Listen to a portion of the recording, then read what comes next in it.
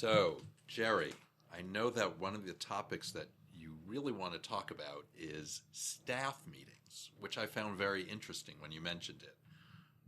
I thought it was interesting, Brian, because what I found, and I'll tell you how I came about it, is that most staff people feel that the staff meetings are just inadequate, a put off, sometimes a negative, and most of the time a waste of time. Here's what happened.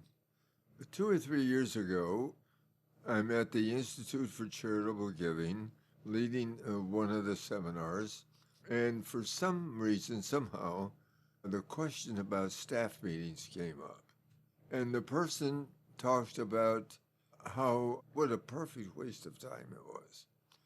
And staff meetings ought to be productive and motivating and fulfilling and exciting. And they're not. And to my surprise, then, a couple other people chirped in with the same comment. And pretty soon, the whole place was alive with negative comments about staff meetings. But we have them every week. And so, can they really be that bad? So I said to the group, how many here have staff meetings that are really helpful? I got two hands up out of 80. And I thought, something is wrong here. And so I wanted to say something about staff meetings in one of these sessions with you because they can be so important. And let me tell you what I have picked up over the years, how different people handle staff meetings. And they can be anything that an innovative staff wants them to be, or a staff leader.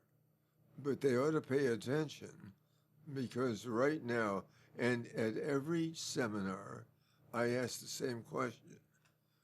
How many feel their staff meetings are helpful? And I get maybe one or two hands. Something's wrong. Can I ask a question about that? Do you think that it's a particular issue for development staff and that you'd get a different response from other staff? Does some of it maybe have to do with development staff being, in many cases, external folks? What do you think? Ah, that's interesting. I hadn't thought about that. That's a possibility. John Delantria, who is one of the great fundraisers in North America, has 90-minute staff meetings. And they're limited to 90 minutes. No longer, no shorter. But he starts his staff meeting with what he asks, what's the most important issue we need to solve today? And if there isn't an important issue, the meeting's over. And I thought, well, that's an interesting way to handle staff meetings. Well, then, as I paid a little more attention to this, we worked with Paula Sneed. And Paula was executive vice president at Kraft and then became college president. And she has what she calls huddles. And you know, what a perfect description of a staff meeting. Can you think of a group that's meeting in a huddle and talking about how to get to the goal and what the play will be and and in a huddle, you don't have a lot of time to talk. You've got to come up with some ideas. And I thought, well, that's really helpful.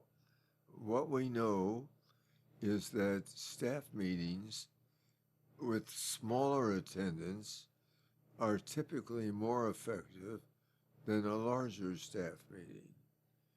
So that for every staff meeting, there ought to be a reason. Why are we calling this meeting?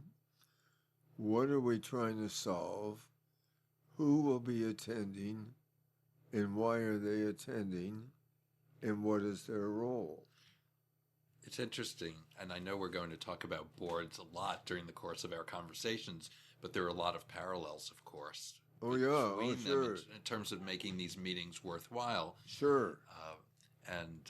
I do find it interesting in terms of development directors and other staff. Development directors certainly need to know what's happening at an organization so that they can talk about it. So they need to hear from their peers. Here's the question. How do you hear from your peers? Because if you look at a staff meeting and listen, and you're watching, many of the staff aren't tuned in. They're thinking of what they're going to say, or who knows what they're thinking. Maybe a better way for that to take place is for staff members to submit their schedule or their events or issues in writing, distribute the memos.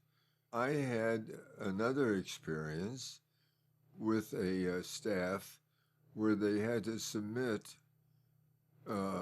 2 days before the meeting what they wanted to talk about. And if no one submitted anything, there was no meeting. Rather than filling the time. Time. And that's the great danger of saying every Monday morning at 8:30 we'll have a staff meeting. I suppose it's helpful for people to reserve the day and the time, but you don't always need to have a meeting. And what about the difference, let's say, between all staff, where let's say you're the director of development and you're meeting with the heads of other departments versus an all development staff meeting? Sure. Keep in mind that there are so many institutions that only have one development person If that. or a part-time development person. And here's what I want people to think about. What will work for us? What I want them to think of, why are we doing it the same way we've been doing it for the last 15 years? Is there a better way? And what can we do to change it? Now, something I had not too long ago is a board where a member of the staff was asked to report for 10 minutes after the staff meeting of what went on at the staff meeting. It's fascinating. And to be able to relate to the group, here's what came out of today's meeting that was really important. And it's something that we all ought to be thinking about. And that became very important. Oh, I mentioned submitting the topic you want to talk about a couple days before the meeting. And then the person who is responsible, the staff person, can say, we'll put it on the agenda, or this really isn't going to work.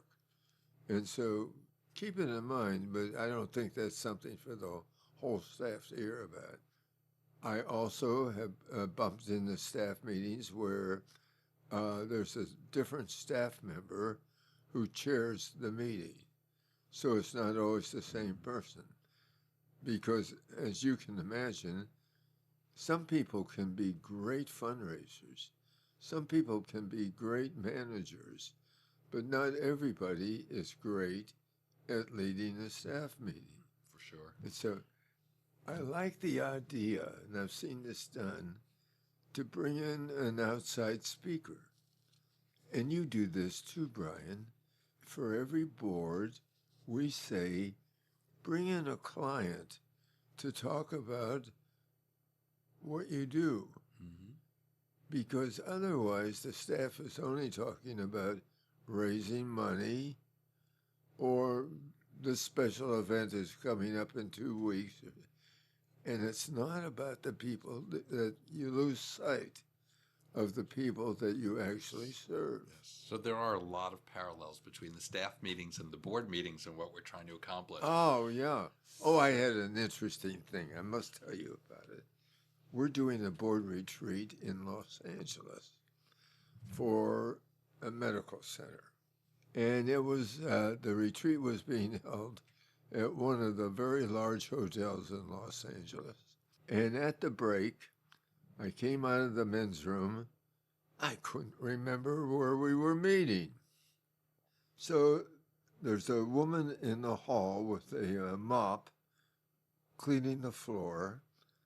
And I said, can you tell me where the medical center is meeting? Oh, she said, that medical center. You know, they saved my daughter's life. I said, how'd they do that? She said, well, we had an emergency. We took her to the emergency room. And then she goes into detail about the love and care of the staff. I said, are you willing to talk to a group for a few minutes about that? So I took her into the meeting. And I said, ladies and gentlemen, I want you to meet Vera. She has quite a story to tell. Vera, you have a daughter. So I went through this with Vera. She told her story. I had the board in tears. And I couldn't get that kind of reaction from them, no matter how I had tried, just by myself. But bringing in a client, well, I think many of the staff need the same motivation because they lose sight of the fact. Why are we doing this? Brian, it's not about raising money. It's not about raising money. It's about the people we serve and the lives that we save and the lives that we change. That's what it's really about. It's not about money. Absolutely. Yeah. And I think that is a great place for us to stop here, and then let's pick up on that thought. Oh, all right. Thank you. It's been great being with you. And because staff meetings are so precious in terms of the time that's spent, they need to give more thinking to how it's put together. Absolutely.